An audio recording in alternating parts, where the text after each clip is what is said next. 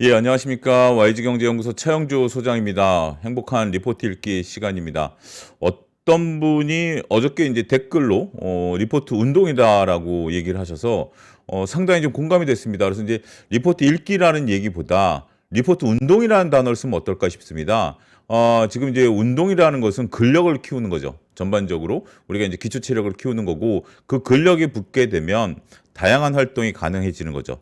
자, 우리가 리포트를 매일매일 읽는다라는 것은 어떤 것일까요?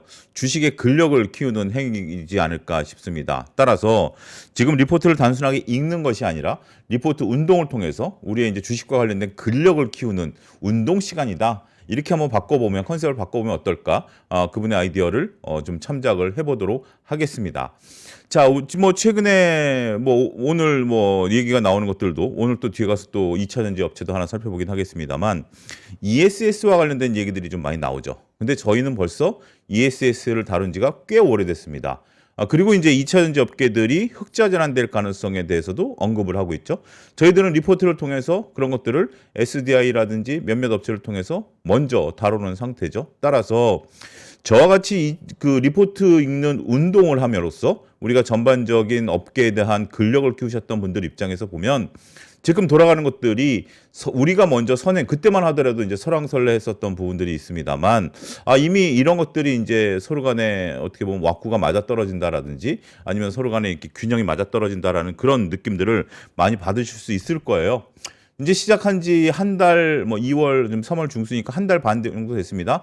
한 45일 정도 됐는데 계속해서 꾸준히 진행을 하면 여러분들의 근력이 정말 뭐 굉장히 멋있는 그 주식과 관련된 몸매가 만들어질 수 있지 않을까 싶습니다.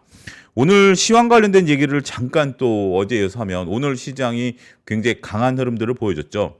그러면서 제가 드는 생각들은 그럽니다. 뭐 이제 구체적인 내용들은 앞선 출연자분들께서 다 얘기를 하셨기 때문에 저는 제 나름대로의 인사이트를 보는데요. 역시 시장은 기다리고 있었던 것들인 것 같고, 악재보다 호재에 민감하게 반응하는 시장이구나라는 것을 느꼈습니다. 어제만 하더라도 우리가 호재보다 악재에 민감하게, 그리고 전쟁 리스크에 대한 부분들을 굉장히 민감하게 받아들이면서 시장의 조정이 나타났었죠. 하지만 오늘은 여러 가지 이제 삼성전자의 주총이라든지 그다음에 이제 또 여러 가지 글로벌 기업과의 협업 문제, 이런 부분들이 드러나면서 전체적으로 반도체뿐만이 아니라 많은 주식들이 올라가기 시작했다라는 거죠. 저는 여기에 또 결정적으로 하나 더 숟가락을 얹었던 것들은 대통령의 어떤 간담회였다라고 생각을 합니다.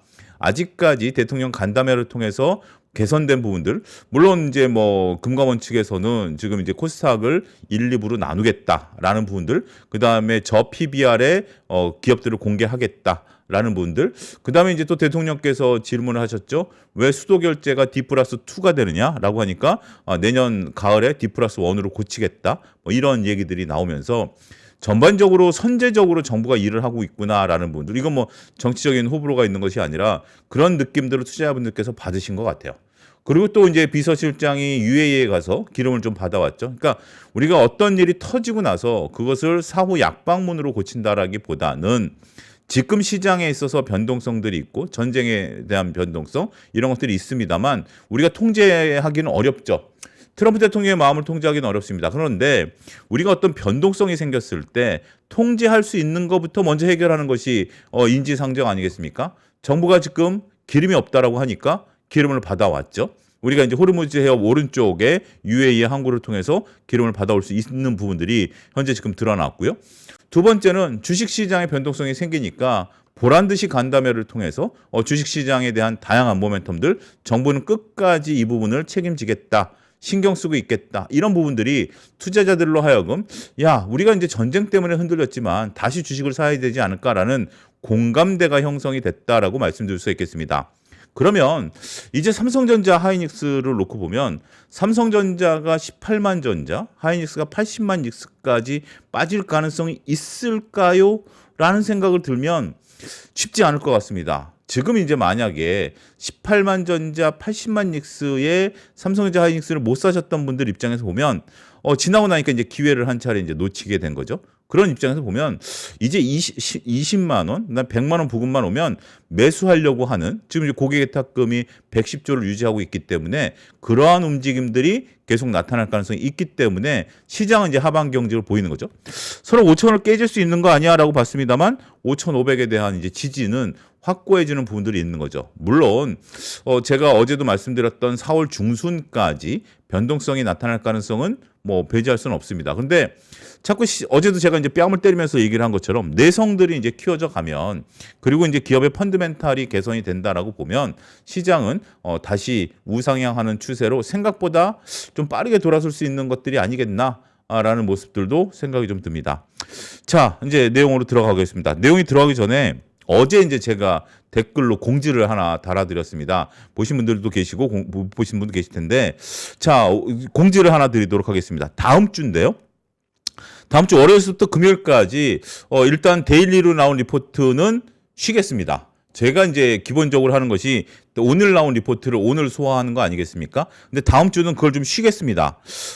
그래서 지금 이제 시청자 여러분들이 이런 종목들을 좀 봐주십시오. 나는 이런 종목에 관심이 있습니다라고 하는 것들을 읽어드리도록 하겠습니다. 그래서 오늘, 그러니까 어제부터죠. 어제부터 26일까지, 목요일까지 제가 이제 지금은 라이브 영상이죠. 라이브 영상이 있고, 요게 이제 저녁 8시경에 저만의 이제 독립 영상이 올라옵니다. 독립 영상이 올라오는 곳에 댓글로 신청을 해주시기 바라겠습니다. 자, 어제부터 이제 시작이 됐고, 어제 영상에도 댓글 올려주신 분들이 있습니다. 그러고, 그 다음에 이제 오늘 또 영상이 저녁 8시 정도에 업로드가 되면, 여러분들이 궁금했던 종목, 봤으면 좋은 종목에 대해서 목요일까지, 금요일까지니까 댓글로 신청을 해 주십시오. 조건이 있습니다. 뭐, 리포트가 없으면 당연히 못 달아드리는 거죠. 오늘 또 막 조금 전에 댓글을 달아주신 분들이 있는데, 우주산업과 관련해서 또 에너지와 관련해서 중소형주를 좀 봐주십시오. 네, 리포트 찾기가 어렵습니다라고 댓글을 달아주셨는데 현실적으로 리포트가 안 나오는 경우가 많습니다. 작은 종목 같은 경우 증권사에서 커버를 안 하고 있기 때문에 그런 거는 뭐 저도 어쩔 수 없는 거죠. 그렇지만 나왔다 하더라도 3개월이 넘어가면 그렇게 의미를 찾기는 어렵습니다. 그래서 여러분들이 A라는 종목을 요청을 했는데 3개월 내에 나온 리포트가 있는 경우에만 방송 대상이 된다라는 기준점을 말씀드리겠습니다. 이거는 뭐 제가 커트를 하는 게 아니라 의미가 있는지 없는지를 이제 보는 거죠. 그러니까 대부분 올해 리포트가 나온 부분들이 있어야만 방송 대상이 된다라는 거 말씀드리겠고요. 예외적으로 중소형주 같은 경우 올해 내용이 안 나왔다 하더라도 우리가 증시가 올랐던 것이 10월부터니까 최대 6개월까지 발행 시점을 연장하도록 하겠습니다. 하지만 3개월 이내에 나오고 아무래도 중복 신청이 많은 것이 우선순위가 되겠죠. 중복 순위가 많은 것들. 그러니까 주말까지 여러분들이 좀 많이 올려주시면 뭐 제가 하루에 뭐 서너 종목을 뭐 대여섯 종목을 다루기는 어려울 것 같고 한두 종목, 두세 종목들을 계속 다룰 예정이니까 여러분들께서 어떤 종목을 하면 좋을지 그런 것들을 조금 달아주시면 제가 그것을 하도록 하겠습니다. 자, 내용으로 들어가도록 하겠습니다. 이 내용은 제가 계속해서 말씀드리도록 하겠습니다. LNF입니다. 15만 원짜리 이제 신규 이제 얘기가 나온 겁니다. 현대차증권에서 얘기가 나왔고요. 고유가에서 찾는 기회다라는 리포트가 나왔습니다. 오늘 LNF를 보면서 다트까지 한번 들어가 볼 예정입니다. 그렇게 자료를 준비했으니까 LNF에 대한 어떤 내러티브 얘기 이것을 리포트에 나온 재무제표를 보고 리포트에 나온 재무제표를 통해서 우리가 다트와의 연관성 이런 부분들까지 한번 자료를 준비했다라고 말씀드릴 수가 있겠습니다. 지난 4분기부터 턴어라운드가 시작됐다. 근데 턴어라운드의 본격적인 이유가 무엇이냐라고 보면 리튬 가격이 올라가다 보니까 우리가 당분간 재고평가 이익이 반영될 것이다라는 거죠. 그동안 이제 많은 리튬들을 이제 재고로 보유하고 있었는데 현재 지금 양극재에 대한 매출이 생각보다 늘어나지 않다 보니까 재고가 소진되지 않고 또 더군다나 우리가 이제 2013년 이후에 높은 리튬의 이제 가격에 이제 물건을 사온 거죠. 그런 것들이 현재 지금 재고가로 쌓이고 있는 상황에서 재고 평가 손실만 상당 부분 재무제표에 반영돼 왔었던 부분들입니다. 하지만 최근에 이제 이제 중국을 중심으로 리튬 가격이 올라가다 보니까 이런 것들이 이익으로 반영되면서 재고 평가 이익이 반영되면서 안정적인 흑자 기조를 올 1분기까지 유지할 가능성이 있다고 보는 거죠. 자, 이것이 의미하는 바는 뭘까요? 이것이 그러면 LNF가 이제 작년부터 턴어라운드가 시작됐고 올해부터는 이익이 나니까 투자로서 적합하다라고 볼 수 있는 이유가 될까요? 자, 이런 것들을 한번 고민해 보실 필요가 있다라고 보여집니다. 저는 100점 만점 중에 한 40점 정도 주고 싶습니다. 100점 만점 중에 40점. 물론 40점도 작은 건 아니죠. 특히 지금같이 어려움을 겪고 있는 2차 전지 업계에서 40점도 결코 작은 수치는 아닐 겁니다. 하지만 50점 이상 드리기는 어렵습니다. 그러면 리튬 가격이 빠지면 결국은 또 적자로 전환되겠다라는 거 아니겠습니까? 그러면 LNF가 열심히 물건을 팔아서 열심히 양극재를 팔아서 물건을 만들어내서 영업이익을 달성하는 거와 천수답처럼 리튬 가격에 따라서 흑자와 적자로 전환된다라는 것들을 놓고 보면 어떤 것들이 더 의미가 있겠냐라는 거죠. 이게 그러니까 나쁜 것은 아니지만 결정적으로 이것을 통해서 우리가 가치 투자 영역으로 들어갈 수 있는 부분들은 아닐 수 있겠다. 물론 이제 우리가 이런 것들을 보지 않고 단순하게 영업이익이 흑자로 돌아섰다라는 것만으로도 투자할 수 있죠. 이게 바로 이제 우리가 리포트를 보고 재무적으로 이 기업을 들여다보느냐 안 보느냐의 차이점이 여기서 발생한다라고 저는 보여집니다. 그 이유를 알아야 되는 거죠. 그래야 요 부분을 요 부분 좀 이렇게 설명을 드릴 수가 있겠습니다. 우리가 투자를 할 때 어떤 이유로 투자를 하는지를 알아야 되는 것이 매우 중요합니다. 무슨 얘기냐면 제가 이제 그 설 때 영상을 올렸던 부분에 이제 그런 것들이 있었죠. 차용주의 어떤 뭐 현황들, 차용주가 투자자로서의 모습, 그다음에 강연자로서의 모습, 그다음에 친구로서의 모습, 그다음에 이제 가장으로서의 모습, 이런 것들이 다 각기 다르다라는 거죠. 그 강의를 열심히 준비를 하고 하는 거지만 그를 통해서 가정에 소홀한다라면 집에서 볼 때는 조금 좋은 그 가정이 아닐 수도 있죠. 그렇지만 그런 것들을 또 달리 해석해서 집안 경제를 책임지겠다라는 책임감으로 놓고 보면 또 이뻐 보일 수도 있는 거죠. 자, 지금 우리가 LNF를 매출이 늘어나는 캐즘을 극복한 걸로 봐야 될까요? 아니면 그동안 오랫동안 지속되어 왔던 리튬 재고에 따른 가격, 평가, 이익에 대한 부분들로 봐야 될까요? 저는 여전히 결론은 매출로 봐야 된다라는 측면이죠. 그런 부분들을 우리 3프로TV 시청자 여러분들께서는 공유를 할 필요가 있지 않을까 싶습니다. 동사의 주요 고객사인 중국 판매는 여전히 견조하고요. 이란 전쟁으로 유가 급등, 이에 따라서 에너지 의존도를 낮추기 위한 노력이 지속될 전망이며 경제성 면에서 전기차 TCO가 높아질 전망이다라는 거죠. 자, 이제 그리디 패러티라는 단어를 여기서 이제 저는 떠올렸는데요. 뭐냐면 우리가 이제 서로 간에 이제 상대적인 연료에 있어서의 이분 포인트가 된다라는 거죠.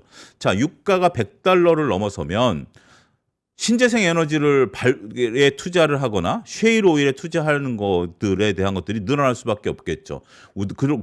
그동안 우리가 이제 전체적으로 경제성이 좀 떨어진다라고 보던 신재생이나 태양광 같은 경우도 우리가 이제 유가가 $100로 유지하게 되면 그 이하에서 원가가 발생되면 충분히 투자할 수 있는 거 아니겠습니까?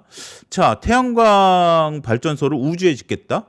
다소 허무맹랑한 소리일 수도 있고, 뭐, 언젠가는 실현 가능한 얘기일 수도 있겠고, 처음에 뭐, 어제도 말씀드렸던 것처럼 아이디어로 출발해서 현실화되는 거죠. 우리가 해저 이말리라는 소설이 지금은 다 이제 통용화된 거 아니겠습니까? 근데 우주의 발전소, 에너지 발전소를 만들려면 어떤 일이 벌어져야 될까요? 어떤 일이 벌어져야 될까요? 결국 유가가 올라가야 된다라는 거죠. 막대하게 지금 이제 아직까지는 비용이 상당히 좀 높은 수준이죠. 우리가 이제 그걸 반도체를 개발해 낸다라든지 아니면 우주에다 데이터를 지움으로써 구체적으로 단가가 낮아진다라는 것들에 대한 것들은 있긴 하겠습니다만, 물론 이제 선도적인 일론 머스크라든지 엔비디아 같은 젠슨왕 같은 사람들이 막대한 지금 자금력을 바탕으로 선제적인 부분들을 하겠죠. 요게 이제 그렇게 선제적으로 해놓고 나면 독점이 발생합니다. 이건 좀 다른 얘기인데요. 지금 이제 그들이 그렇게 해서 독점이 발생하면 감가상각 비용을 통해서 다른 경쟁자들을 다 물리칠 수 있고 가격을 통제할 수 있는 부분들이 있어요. 이거는 제가 나중에 강의 영상에서 풀어드리도록 하겠고요. 오늘은 그리디 패러티 얘기만 하겠습니다. 그리디 패러티라는 것이 유가가 유지가 되고 나면 그 이하에서 에너지를 발굴할 수 있는 모든 에너지원에 대한 투자가 늘어날 수밖에 없다라는 그런 개념인 거죠. 반면에 유가가 수직 급락을 해버리면 그 밑에 단에서 개발하고 있던 개발에 대한 비용이 어떻게 되죠? 부담으로 작용할 수밖에 없고 그것이 결국 나중에 부메랑으로 다가올 수밖에 없겠다라는 그런 개념까지 여러분들이 이해를 하셔야 된다라고 말씀드릴 수 있겠습니다. 어찌됐든 지금 이제 우리가 현재 수준만 놓고 본다라면 경제성을 굉장히 좀 많이 따지겠죠. 자, 전기차를 타는 이유가 무엇일까요? 전기차를 타는 것은 우리가 이제 뭐 여러 가지 편리성, 전기차가 갖고 있는 그 기술적인 편리성 이런 것들도 있긴 하겠습니다만 또 어떤 분들은 또 경제성을 따지겠죠. 전기차 내가 이제 운행량이 많거나 뭐 영업을 뛰어야 되는 입장에서 보면 기름값보다는 전기차를 통해서 그런 이분 포인트, 화석연료 자동차 대비 이분 포인트를 달성할 수 있다라는 그런 부분들이 되겠죠. 이것을 또 결정하는 이것에 대한 기준점을 변화시켜 주는 게 뭐다? 유가라는 개념 아니겠습니까? 지금 현재 유가가 올라가 있다라고 보니까 전기차에 대한 TCO, 그러니까 전기차를 보유하면서 들어가는 총 비용이 상대적으로 경쟁력이 생기게 된다라는 거죠. 그렇게 된다라면 우리가 이제 기대하고 있었던 전기차 EV에 대한 캐즘을 극복할 수 있는 그런 방안들이 모색될 수 있다라는 아이디어를 우리가 끌어내셔야 됩니다. 이 리포트에서 우리가 지금 봐야 되는 건 뭐다? 그런 아이디어를 끌어내야 된다라는 겁니다. 그런 부분들을 좀 보겠고 또한 ESS 수요 또한 더욱 강화될 가능성이 높다. 뜬금없는 얘기가 이제 한 줄 나왔어요. 뜬금없이 ESS 얘기가 나오는 있습니다만 지금 2차 전지 업계에 대한 대부분의 어떤 상황들을 놓고 보면 ESS가 대세다. 이 부분 인정을 하자. 이렇게 좀 말씀드릴 수가 있겠습니다. 목표 주가 15만 원, 그다음에 에비타 전망 2,910억 원에 있어 타겟 EV 에비타 29배를 적용하면서 우리가 이제 안정적인 수준에 대한 부분들이 나타날 가능성이 있다. 이렇게 좀 볼 수 있겠죠. 자, 우리가 이제 주요 이슈 및 실적 전망을 놓고 보면 1분기 매출이 6천억 정도, 영업이익은 500억 정도 흑자 전환될 가능성이 있다라고 보는 거고 그러면서 이제 테슬라의 중고 판매는 중국 내 경쟁 심화에도 불구하고 지난해 견조한 성장세를 보였다. 또 대구 지역 양극재 수출 물량 역시 안정적이다. 대구 지역 양극재 수출 물량이 안정적이다는 건 무슨 얘기냐면 이렇게 귀가 요거죠. 대구 지역 양극재. 그러니까 우리가 이제 요 표를 좀 보게 되면 그러니까 이제 이제 계속해서 지금 이제 이차전지를 이제 갖고 계신 분들 입장에서 보면 분기마다 실적 나오는 것을 바라보기가 너무 이제 조금 그 뭔가 시간 갭이 너무 큽니다. 분기마다 이제 이런 것들이 나오는 게 시간 갭이 크니까 그 지역이 이제 있는 지역, LNF가 이제 대구에 있는데 대구에서 양극재 수출 데이터는 매달 나오거든요. 매달 나오니까 이것을 보면 양극재 수출이 늘어나면 LNF가 일을 잘하고 있구나라는 이제 아이디어를 여러분들이 이제 가져가시는 거예요. 이런 투자 아이디어를 가져갑니다. 그래서 이런 것들을 이제 사이트를 통해서 매월 이제 파악하시는 분들이 있습니다. 그런데 지금 이제 그런 수출 물량들이 늘어나고 있으니까 어찌됐든 이 물량들이 이제 가격이 어떻게 되는지는 이제 분기를 통해서 나오긴 하겠습니다만 대구 지역에 있어서 양극재 수출이 늘어나고 있다. 우리가 이제 2024년 저점을 찍고 2025년부터 이제 늘어나고 있다라는 것은 뭔가 LNF에 있어서 매출이 꿈틀꿈틀 되고 있다라는 것을 역설적으로 우리가 파악할 수 있다라는 거죠. 그런 개념으로 우리가 이것을 좀 볼 수 있겠고요. 자, 그러면서 이제 이제 볼 수 있겠고 전방 수요면에서 양극재 기업 중 가시성이 가장 높다. 동사는 탄산 리튬 관련 충당금은 향후 탄산 리튬이 사용되는 LFP 양극재가 출하되는 올 하반기부터 환입이 더욱 가속될 전망이다. 이 부분이 이제 굉장히 중요한 포인트라서 오늘 한번 이 부분을 본격적으로 살펴보도록 하겠습니다. 제가 이례적으로 빨간색으로 표시했죠.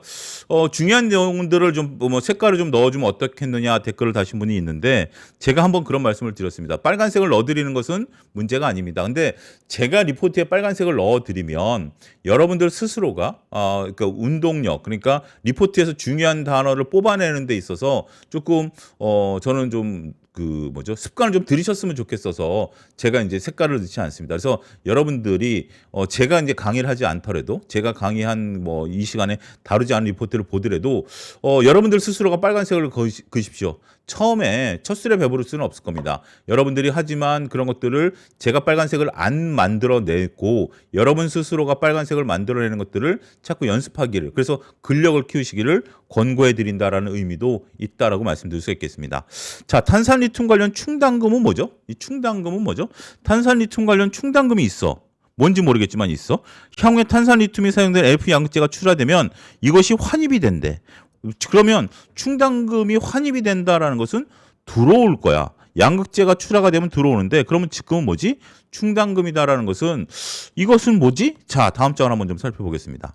우리가 재고자산을 10,000원에 이제 취득을 했습니다. 재고자산을 10,000원에 취득을 했는데, 지금 이제 10,000원에서 지금 나왔던 부분들이 가격이 20%가 떨어졌어요. 20% 떨어지면 지금 상태에서 10,000원에 산 재고를 8,000원에 팔게 되면 어떻게 되죠? 20% 손해를 보는 거죠. 20% 손해를 보는 겁니다. 이거는 시장 가격이 정한 거지, 내가 재고를 10,000원에 샀으니까 10,000원에 판다라는 개념이 아니거든요. 결국 리튬 가격은 시장에서 정하는 거니까. 그러면 20% 손실 가능성이 있는 겁니다. 아직 팔리지는 않았어요. 팔리는 순간 이 20%는 고정이 됩니다. 그런데 가만히 재고를 갖고 있어. 그런 10,000원에 샀던 것이 현재 시장에서 8,000원에 거래가 돼. 그러면 언제 팔릴지는 모르겠지만 우리가 회계는 보수적인 회계 원칙이 있다라는 점을 몇 차례 말씀드렸습니다. 다시 말씀드리면, 일단 시장 상황이 변하면 취득한 10,000원에서 빠진 20% 돈을 빼버립니다. 빠진 20% 돈을 빼서 장부가에는 8,000원으로 기록을 합니다. 8,000원을 기록을 하는 거고요. 반대로 10,000원에 취득을 했는데 20%가 올랐어. 20%가 올랐어. 그러면 재고 평가 이익이라는 것으로 20% 올린다라는 개념이거든요.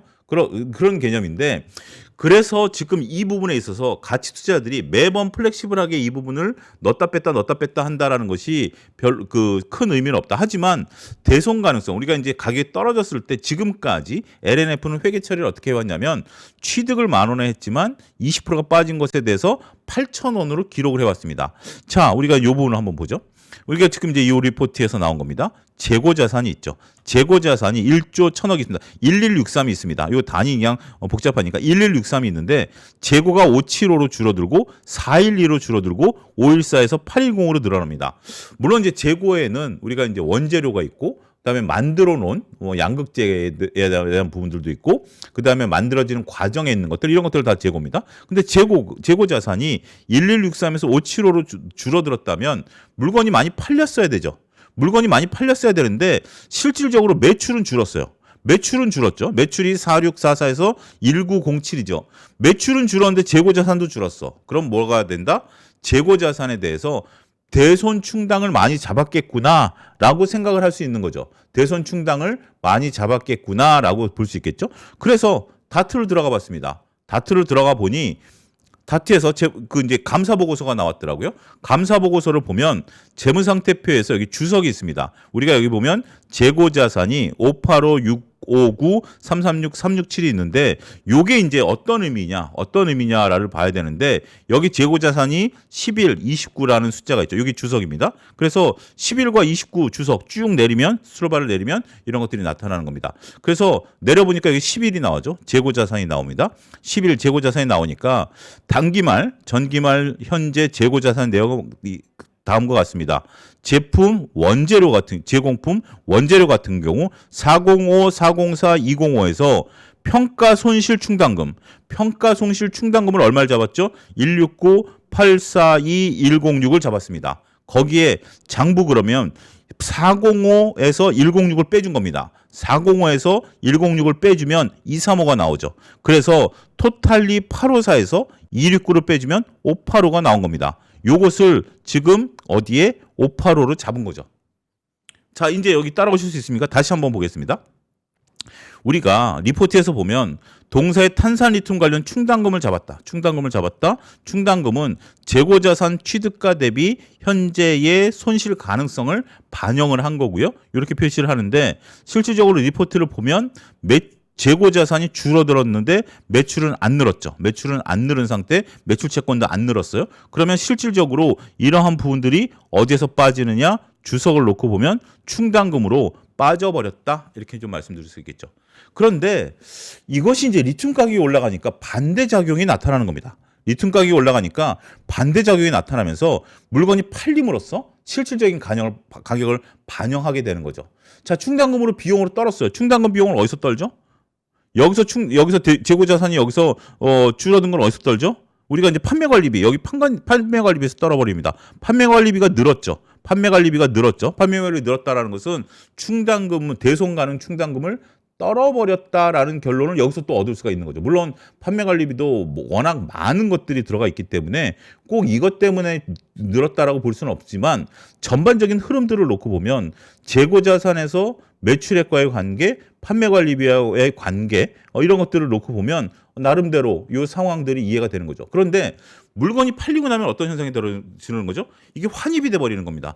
비용을 여기서 떨어버렸거든요. 비용을 판매 관리비에서 떨어버렸는데 영업외 손익에서 환입을 시켜버리면서 다시 이익이 나타날 수 있다. 그게 언제? 올 하반기다.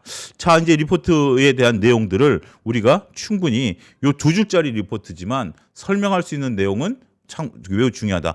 이 내용 같은 경우는 제가 이제 다음 주에 오픈하는 강의 영상에도 이런 내용들이 좀 들어가 있고 별도 영상 같은 경우 이런 식으로 대부분 구성이 될 겁니다. 직접적으로 리포트에 나온 내용들을 재무제표에 연결을 시키고 재무제표에서 다트에서 봐야 되는 것인지 아니면 어디에서 봐야 되는 것인지 그런 부분들을 연결해서 별도 영상에서 제가 또 강의를 시작한다라는 것도 다음 주부터입니다. 미리 말씀드리도록 하겠습니다. 자, 이제 뭐 요 우리가 여러분 봤고 그러면 29번은 뭐냐? 29번은 별 내용 없더라고요. 그러니까 요 585, 659를 설명하는 것은 요 11번입니다. 11번 재고 자산에 대해서 이런 것들을 설명하고 있다라는 것들을 여러분들이 이렇게 다트를 들어가서 보시면 되는 것 같아요. 다트를 어디서 들어가서 보느냐? 저는 어디서 들어가서 봤냐면 네이버에서 LNF를 치고 종목 검색, 네이버 증권란을 클릭한 다음에 LNF 종목 검색을 한 다음에 거기서 그 전자공시를 누르니까 바로 이제 다트로 들어가고 사업보고서가 나왔고 그 밑에 감사보고서 나왔더라고요. 이런 내용들은 주석을 볼 때는 사업보고서를 봐야 될까요? 감사보고서를 봐야 될까요? 여러분들 한번 맞춰보시죠. 홀짝입니다. 사업보고서를 봐야 될까요? 감사보고서를 봐야 될까요? 감사보고서를 봐야죠. 감사보고서는 이런 주석이 달려 있습니다. 주석이 달려 있기 때문에 감사보고서를 통해서 우리가 현금 및 현금성 자산 351 같은 경우 4, 5, 6, 7, 8로 설명이 돼 있고요. 그 다음에 이제 기타 유동자산 21759는 14번에 기록돼 있다. 이건 쭉 스트로바를 내리면 그렇게 나와 있는 부분들이고 스트로바를 내리기 귀찮다. 우리가 이제 이 데이터상에서 어떤 특정 글자를 찾는 게 뭐죠? 컨트롤 F죠. 컨트롤 F를 누르고 14를 누르면 아마 14마다 이런 것들이 나올 겁니다. 쭉쭉쭉 나오면서 그냥 엔터 쭉쭉 쳐도 되고 그런 부분들을 여러분들이 현실적인 부분들로서 보실 수 있는 팁이다 이렇게 말씀드리겠습니다. 자, 주요 이슈 같은 경우 LNF 이제 주요 탄산리튬 가격 상승은 LF 양극재 판가 상승으로 이어질 것이다. 유가가 급등하면서 디젤 크랙이 40불까지 높아지고 있기 때문에 디젤 차량의 TCO가 급격히 악화되고 있다. 그러니까 디젤 차량을 보유하고 있는 것들이 현재 지금 비용이 급격히 늘어나고 있다라는 것들이기 때문에 궁극적으로 이란 전쟁으로 인한 연료 가격 상승은 재생에너지, ESS, 전기차 활성화로 이어질 가능성이 있기 때문에 그만큼 매력도가 상당히 높아졌다. 이것이 지금 LNF를 현대차증권이 신규로서 나타내는 부분들이다. 이렇게 말씀을 좀 드릴 수가 있겠습니다. 뭐 중국 테슬라 판매량이라든지 리튬 가격이 지금 이 가격대에서 그러니까 우리가 2023년에 이제 굉장히 그 2차 전지 업계에 이제 굉장히 여러 가지 이제 호황기였었죠. 호황기였던 가격대에서 계속해서 가격이 떨어지다 보니까 상당히 이제 어려움을 겪었다가 이제 다시 고개를 들기 시작했다. 이런 부분들이 있고 대구 양극재 수출, 테슬라의 중국 판매량도 조금 고개를 좀 들고 있다. 이런 관점으로 접근하시면 좋지 않을까 싶습니다. 실적 추이를 놓고 보면 지금 이제 요게 이제 온기 실적입니다. 2025년, 6년, 7년이지만 영업이익이 이제 올해 흑자 전환이 되고 내년도에도 퍼포먼스가 상당히 좋을 것으로 보고 있습니다. 이런 부분들이 전반적으로 반영되는 부분들이 올해 내년. 그러니까 SDI도 그렇죠. 우리가 벌써 다른 것들이 몇몇 기업들이 있는데요. SDI도 그렇고 엘솔도 그렇고 많은 기업들이 2017년, 2018년 흑자 전환된다라는 개념으로 지금 접근하실 필요가 있지 않을까 싶습니다. 다음 장을 놓고 보면 2016년 정도 되니까 이제 EPS가 나타나는 거예요. 본격적으로 EPS가 나타나는 거고 그 다음에 이제 우리가 여기서 PER을 놓고 보면 올해 PER은 한 40배, 내년에는 한 30배 정도 되는 겁니다.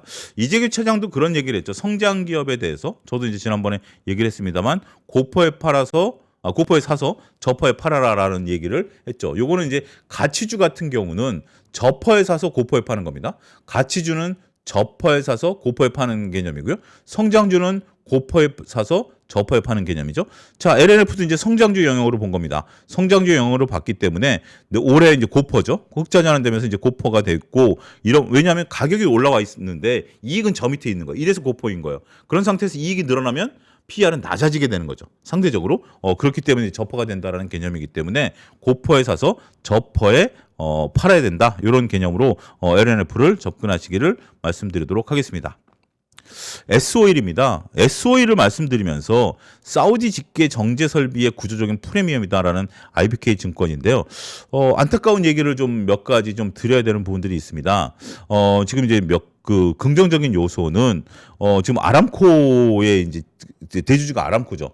아람코가 이제 대주주이다 보니까 50 플러스 한주인가 뭐 이렇게 갖고 있을 겁니다. 아람코가 이제 대주주이다 보니까 사우디 아람코는 호르무즈 해협 봉쇄에 따른 수출 차질을 우회하기 위해서 사우디 동부 유전 지대와 홍해 연안 얀부 항구를 연결하는 동서 파이프라인 가동률을 현재 지금 하루 최근 최대치까지 700만 배럴까지 끌어올리면서 얀부 항구에서 지금 이제 기름을 갖고 온다라는 거죠.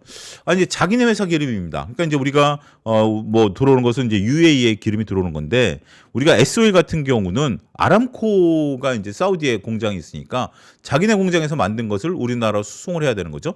이거는 뭐 이재명 대통령 요청과 상관없이 스스로가 이런 부분들을 뭐 갖고 와야 된다 보니까 아람코가 63.4% 갖고 있네요. 63.4% 갖고 있으니까 S-오일에 우선적으로 원유를 공급할 가능성이 있다라고 보는 거죠. 자, 지금 이제 이런 부분들이 있어서 지금 이제 화학업체들이 문제입니다. 여러분들 며칠 전 기사를 보셨나요? 우리 이제 남해 화학벨트에 있는 화학단지 기업들이 에틸렌을 이제 수입을 해서 그걸 통해서 다양한 화학 제품들을 만드는데요. 요거 한번 보시죠. 요 표를 한번 보시면 우리가 이제 원유를 이제 이렇게 가열을 합니다. 원유를 이제 집어넣어서 가열을 하면 LPG가 나오고요. LPG와 LNG 차이점이 바로 여기 있는 거죠. LNG는 천연 가스입니다. LPG는 액화가스죠. 그러니까 LNG는 우리가 이제 그 자연 상태에서 가스로 있는 거고 LPG는 액화석유죠. 액화석유 가스죠. 액화석유 가스이기 때문에 LPG는 이제 그렇게 만드는 거고 나프타를 만드는 겁니다. 나프타가 나오는 거죠. 이 나프타가 결국은 다양한 화학 제품들로 만들고 그다음에 개솔린, 항공유, 디젤, 선박오일, 아스팔트 까지 이런 이제 순서대로 온도에 따라서 계속해서 이제 처음에 LPG가 나오고 나프타가 나오고 계속해서 가열하면 나중에 이제 찌꺼기가 나오죠. 이 찌꺼기가 이제 우리가 도로를 까는 아스팔트다라고 이제 설명을 좀 드릴 수가 있겠는데, 자 지금 이제 이런 화학업체들 우리나라 이제 화학업체들이 이 나프타가 부족해지기 시작했다라는 겁니다. 나프타가 부족하기 시작하면서 화학업체들이 상당히 곤혹스러운 상황에 놓이고 있다라는 거죠. 그런데 반면에 이제 우리가 S-오일 같은 경우는 이런 조달 리스크가 상대적으로 적다라는 측면에 있어서 안전성에 있어서 상당히 이익률을 강화한다. 다른 업체들이 못 만들어내는데 S-오일이 독자적으로 만들어내는 거죠. S-오일이 독자적으로 만들어내기 때문에 이런 부분들이 다른 업체들 대비해서 경쟁력을 키운다라는 거죠. 그럼 S-오일이 언제 이런 시설을 만들었냐? S-오일은 정유주일까요? 화학주일까요? 이 부분에 놓고 보면 이제 정유주에서 화학주로 탈바꿈했죠. 이것을 보면 자 이것을 보면 여기서 보면 DPS가 있습니다. DPS 이제 주당 배당액이죠. DPS가 1,700원에서 2014년 125원으로 줄었어요. 2025 그 작년에 330원, 올해 1,500원이 된 거예요. 이게 무슨 일이 있었죠? S-오일은 기존적인 관념, 그러니까 워낙 우리가 지금 반도체에 대한 생각들을 갖고 있기 때문에 반도체를 보고 있습니다만 S-오일은 대표적인 배당주 아니었나요? 지금처럼 우리가 배당에 대한 얘기들을 하기 이전에 S-오일은 대표적인 배당주였습니다. 그런데 2024년과 2025년 무슨 일이 있었던 건가요? 이것이 바로 울산 지역에 석유화학단지를 만들었죠. 그러면서 아람코가 그때 당시에 2013년인가요? 4년에 아람코 회장이 이제 사우디 왕자가 우리나라에 와가지고 아람코 회장이 이제 사우디 왕자죠. 우리나라에 갔습니다. 더 이상 SOL 배당 안 주겠다. 배당 안 주고 이걸 가지고 설비 투자를 하겠다라고 얘기를 한 겁니다. 자, 이것이 이제 우리가 재무적인 관점에서 놓고 보면 기업이 이익을 나면 배당을 주는 것이 맞을까요? 설비 투자를 하는 것이 맞을까요? 이것은 끊임없는 논쟁입니다. 무조건 배당을 줘야 된다는 것이 아니라 아람코에서도 돈을 지불하지만 신규로 돈을 들여오는 게 아니라 이게 참 이런 거죠. 아람코에서 계속 돈을 줘서 설비 시설을 만들어. 그런데 그 설비 시설을 만드는 회사는 결국 배당으로 사회 유출을 계속해.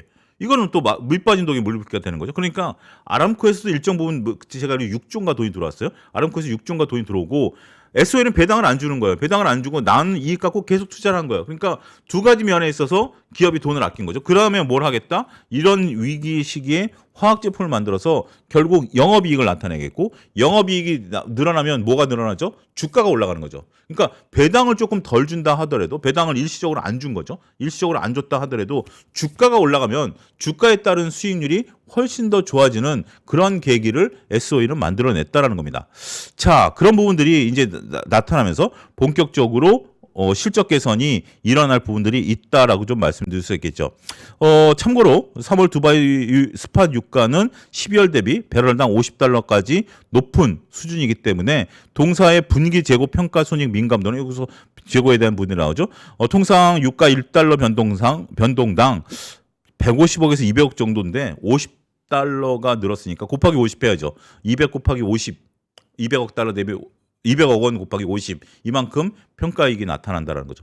여기에 이제 우리가 또 샤인 프로젝트가 있습니다. 샤인 프로젝트는 사우디에 짓는 것인데 여기에 지분을 갖고 있어요. 그러니까 사우디에서 뭐 이런 부분들을 이제 우리가 밑에 보면 여러 가지 이제 화학 제품들을 만들어내는데 이게 이제 우리 화학업체한테 굉장히 아킬레스건입니다. 우리 화학업체들에게는 굉장히 아킬레스건이다라는 거죠. 우리나라에서 수출 품목 1위가 뭐죠? 반도체입니다. 2위가 뭐죠? 석유화학 제품입니다. 우리가 이제 중동에서 원유를 들여와서 여러 가지 이제 이렇게 정제를 통해서 이걸 어디서 정제하죠? 남해에 있는 화학 벨트에서 정제를 합니다. 이런 것들을 정제를 해서 수출을 하는 거죠. 우리는 산유국이 아님에도 불구하고 전 세계에서 몇 안 되는 석유화학 제품을 수출하는 나라입니다. 그런 부분들인데 지금 사우디 입장에서는 가만히 생각해 보니까 현타가 온 거예요. 두 가지 현타가 온 겁니다. 첫 번째, 석유를 언제까지 캐서 팔아야 될 것인가? 석유를 언제까지 캐서 팔아야 될 것인가? 언젠가 석유는 고갈될 것이다. 그러면 내 자손들에게 어떻게 해야 될 것인가? 두 번째 현타가 온 거죠. 내가 왜 원유를 그냥 팔어? 내가 정제해서 팔면 더 좋은데? 그러니까 우리 입장에서 보면 원유를 수송하는 운송비가 있잖아요. 운송비가 있지만 사우디에서 직접 바닥에서 퍼가지고 그 파이프라인을 통해서 그것을 이제 여러 가지를 정제해서 팔면 그게 더 부가가치가 높은 거 아닌가요? 그게 샤인 프로젝트입니다. 이러한 샤인 프로젝트를 해서 그것이 이제 사우디만 하는 것이 아닙니다. UAE도 하고 있고요. 중동 국가들이 다 이걸 하고 있습니다. 그 두 가지죠. 두바이 같은 경우가 왜 뜬 거죠? 결국 우리가 이제 관광 산업을 통해서 자손들에게 먹거리를 주겠다라는 그런 개념 아니겠습니까? 이 샤인 프로젝트 같은 경우 현재 지금 이런 것들이 진행되고 중동 각국들이 석유화학 제품을 만들기 시작하면 중국 박살나죠. 우리나라 박살나죠. 이게 굉장히 문제입니다. 그래서 석유화학주들에 대한 관심, 우리가 투자의 개념, 관심에 대한 개념은 조금 우리가 좀 냉정히 한번 좀 생각해 봐야 되는 이런 부분들이다. 이거는 미리 이제 업계에 대한 흐름들, 이런 것들을 파악하셨던 분들이라면 쉽게 보실 수 있는 부분들이 아니겠나 싶습니다. 그러면서 전체적으로 봤을 때 올해 전체적으로 봤을 그 EPS 같은 경우 크게 늘어나죠. 우리가 이제 요거는 이제 전쟁에 대한 부분들이 들어가 있지 않다 하더라도 우리나라의 이제 그 울산 지역에 만들어진 그런 프로젝트에 따라서 EPS라든지 그러면 EPS가 올라가니까 PER이 급격히 낮아집니다. 급격히 낮아지면서 이런 성장성들 지표, ROE 지표 이런 것들이 개선되기 시작했다라는 점이 매우 중요한 거죠. 어떻게 보면 2024년, 2025년 투자의 시기였어요. 투자의 시기를 겪고 나서 이 투자가 잘 되고 났을 때 기업의 변모하는 모습들을 SO를 통해서 볼 수 있다라고 말씀드리겠습니다. 자, 마지막으로 살펴볼 것은 SK하이닉스입니다. 170만 원짜리 KB증권에서 재평가 국면에 진입해 있다라는 겁니다. 자, 지금 SK하이닉스를 다시 재평가해야 되나요? 그래서 이게 참 저도 이제 이것을 이제 다른 방송에서 우스갯소리로 얘기를 했는데, 우리가 재평가라는 것을 안 좋은 걸 좋게 보거나 좋은 걸 안 좋게 보는 거잖아요. 근데 좋은 걸 더 좋게 보니까 이것도 재평가다. 그래, 이 말도 맞겠다. 이 말도 맞다라고 이제 얘기를 한 거죠. 우리가 전반적으로 봤을 때 북미 빅테크 기업들의 AI 설비 투자가 계속 늘어나니까 이런 부분들은 조금 상수로서 우리가 좀 되고 있는 것 같아요. 특히 SK하이닉스 같은 경우는 전반적으로 봤을 때 AI 인프라에 있어서 굉장히 중요한 핵심 역할을 하고 있다라는 측면에 있어서는, 자, 이런 부분들이죠. 우리가 이제 그 메모리 반도체의 타이트한 수급 환경은 2028년까지 지속돼서, 자, 이거 머릿속에 넣어 두십시오. 지금 이제 이런 것들이 더 늘어날지 줄어들지, 2028년까지면 주가는 언제까지 올라갈 수 있다? 그보다 좀 앞당겨 줄 수 있죠. 제가 특정 시점을 언급할 수는 없습니다. 왜냐하면 이건 수시로 변하는 거기 때문에 특정 시점을 언급할 수는 없긴 하겠습니다만, 주가 이제 이것도 어느 정도 한계가 있다라는 거죠. 한계를 자꾸 설정하고 그걸 뒤로 밀든지 앞으로 당기든지 이런 부분들이 필요하다라는 거죠. 주요 고객사의 메모리 수요 충족률이 여전히 60%밖에 안 된다. 60%밖에 안 되기 때문에 가격보다 물량 확보가 먼저다. 지금 배가 고플 때 여러분들 뭐 예를 들어서 비싼 것들을 파는 휴게소를 예를 들어서 운전하고 가다가 배가 고픈데 휴게소를 들어갔다. 가격이 상대적으로 비싸다. 그거 따지나요? 일단 배부터 채워야 되겠죠. 지금 이제 그런 국면이다라고 말씀드릴 수가 있겠고, 지정학적으로 불확실성이 있다 하더라도 빅테크 기업들의 AI 설비 투자는 오히려 확대되고 있는 구조다라고 말씀드릴 수 있겠죠. 자, 이제 전체적으로 봤을 때 우리가 이제 뭐 루빈 뭐 여러 가지 얘기들이 좀 나오고 있습니다. 근데 이 부분은 여러분들이 한번 외워두셔야 될 것 같아요. 저도 이제 머릿속에 넣어두는데요. 4월 중순이 매우 중요한 첫 번째 성적표, 2026년에 대한 성적표를 받아들이는 거죠. 그러면 기준점이 있어야죠. 빠르게, 남들보다 빠르게, 뭐 언론에서 얘기를 하겠습니다만, 언론에서 얘기할 때까지 기다리실 겁니까? 그건 아니죠. 잠정 실적이 나왔을 때 삼성전자 1분기 영업이익은 얼마죠? 삼성전자 1분기 영업이익은 얼마죠? 40조 정도 되죠. 근데 하이닉스의 1분기 영업이익은 얼마죠? 31조입니다. 이런 것들을 찾고, 그러니까 다른 것들이 아니라 이런 것들을 외워두셔야죠. 내가 지금 외우기 복잡하다라고 하면 이런 것들은 적어서 포스트잇에 써가지고 PC 옆에 붙여두십시오. 삼성전자 40조. 어떤 증권사는 41조네? 41조. 옆에다 적는 거. 40조, 41조, 39조. 이렇게 적는 거, 삼성전자. 하이닉스 31조. 이렇게 적어두는 겁니다. 그래서 딱 속보가 떴을 때 순간적으로 판단할 수 있는 근거를 자꾸 지금 리포트를 다루면서 우리가 지금 근력을 키우고 있는 거 아니겠습니까? 이런 것들을 다루고자 합니다라는 점을 말씀드리도록 하겠습니다. 뭐 나머지 부분에 대해서는 우리가 이제 메모리 반도체 공급 부족이 4, 5년간 지속될 것이다. 앞으로 이제 빅테크 기업들이 계속할 것이다. 이런 것들은 뭐 여러 가지 있는 건데, 자, 이런 부분, 이 부분 마지막으로 좀 살펴보겠습니다. 최근에는 물량과 가격을 동시에 보장하는 LTA 장기 공급 계약 체결 요구가 증가하고 있다라는 거죠. 자, 장기 공급 계약이 체결된다라는 것은 여러 가지 면에 있어서 너도 좋고 나도 좋은 겁니다.